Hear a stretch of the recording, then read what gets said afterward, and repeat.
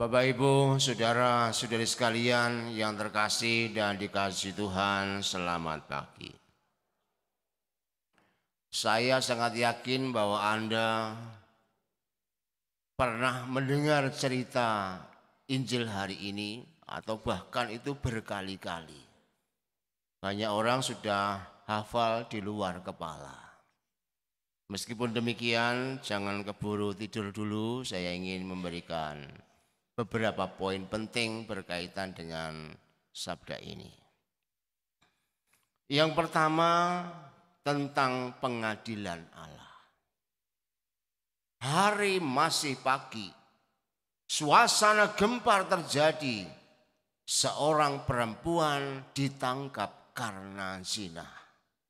Sementara laki-lakinya lari lebih dulu. Mereka mengarah menuju bait Allah dan meminta pendapat Yesus untuk menjebaknya. Apabila perempuan ini dihukum mati, berarti Yesus dianggap melawan Kaisar Roma yang melarang orang Yahudi menghukum mati.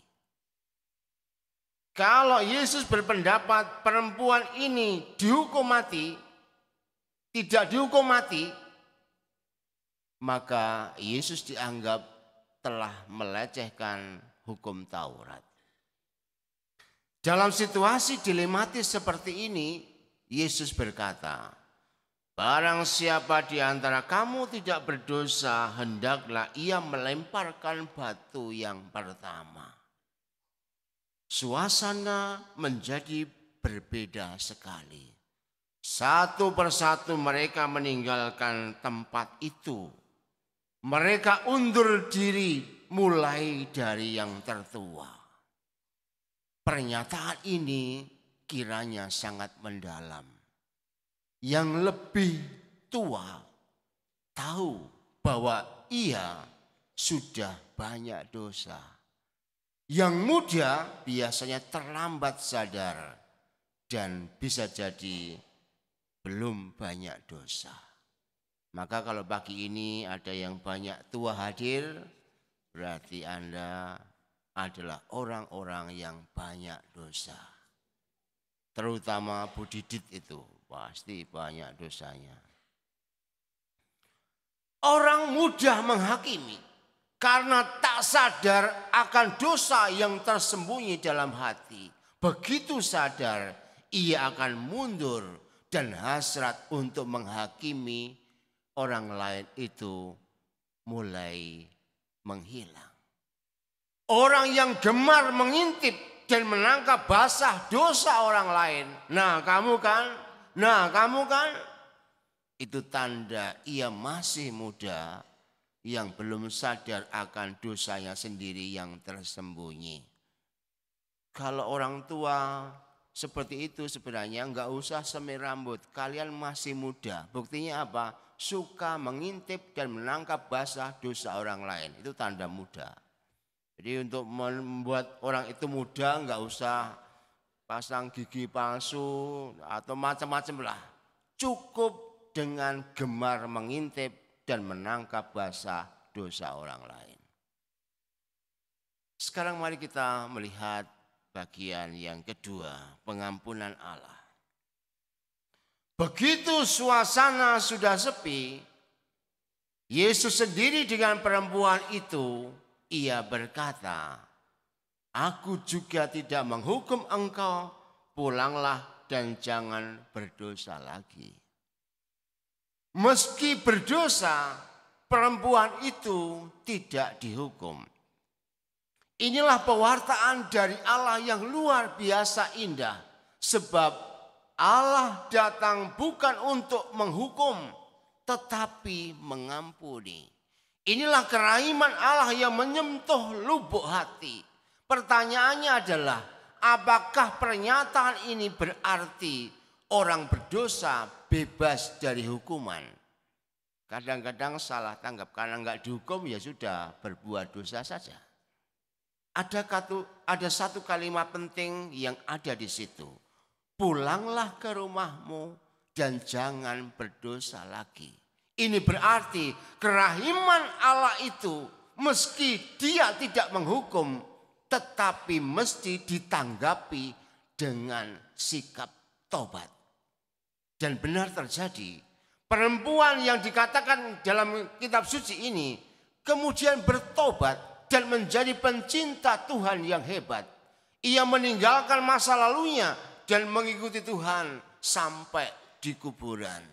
Para murid lain tidak berani masuk kubur, tapi perempuan ini karena cintanya, karena pengalaman diampuni itu, ia sedemikian memiliki cinta yang begitu besar. Dan dalam kisah selanjutnya, perempuan ini dianugerahi penampakan kebangkitan Yesus untuk yang pertama kali, sebelum yang lain-lain tahu. Dari sini kita belajar, kerahiman Allah akan mengubah hidup seseorang. Kita ini bisa bertobat bila berjumpa dengan Allah yang Maha Rahim. Tanpa ada pengalaman diampuni dan dicintai oleh Allah, mustahil kita ini akan bertobat dan kembali kepada Allah. Hanya dalam pengalaman atau mengalami Tuhan yang sungguh-sungguh nyata mengampuni, maka orang akan berubah. Tanpa itu orang kesulitan untuk membuat perubahan meskipun sudah sampai tua sekalipun. Yang ketiga, keheningan dalam Allah. Masa banyak orang yang begitu terusik dan tersulut emosi tadi karena kelakuan perempuan ini pelan-pelan menjadi reda. Di lain pihak, perempuan itu sebelumnya makin terdesak, tidak ada ruang dan kesempatan untuk berbenah.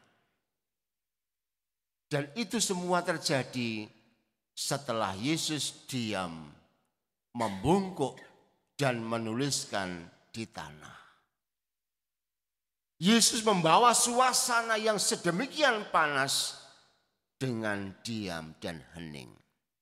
Orang-orang diajak untuk melihat hati secara hening, supaya tahu dosa yang diakui dan dosa yang disembunyikan. Dosa perempuan itu telah dibuka dan dibongkar hinanya.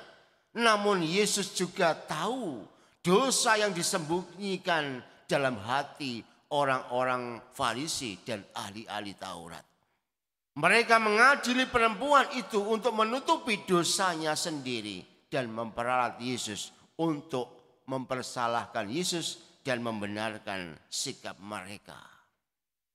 Tapi kemudian hal itu bisa berubah ketika Yesus diam, membungkuk dan menulis di tanah. Inilah pelajaran yang sangat penting untuk kita. Supaya kita sungguh-sungguh mengalami Allah dan menjadi diubah oleh Allah. Dan akhirnya bisa bertobat dan mencintai Allah lebih mendalam. Semuanya mesti dilakukan di dalam hati yang bening dan dalam suasana hening. Di tengah hiruk pikuk kehidupan kita, kerahiman Allah sulit ditemukan. Tetapi ketika kita sedikit masuk ke dalam keheningan batin, kita akan melihat betapa Tuhan sungguh mencintai kita. Oleh karena itu, dalam berbagai masalah seperti apapun dalam kehidupan kita, hari ini kita diajak untuk melihat dan menghadapinya di dalam keheningan. Sebab ketika kita sampai pada titik keheningan dalam Allah, kita akan menemukan gerakan kasih Allah yang tak terduga. Dan itu semua akan membuat kita menjadi berubah dari orang yang berdosa menjadi orang yang bertobat dan kemudian memiliki energi yang kuat untuk mencintai Allah dengan lebih besar. Hanya ketika seseorang yang melihat dirinya berdosa dan melihat Allah yang Maha Rahim dalam keduanya, dia akan bisa memiliki kekuatan cinta. Dan itu semua dirajut di dalam keheningan. Tuhan memberkati.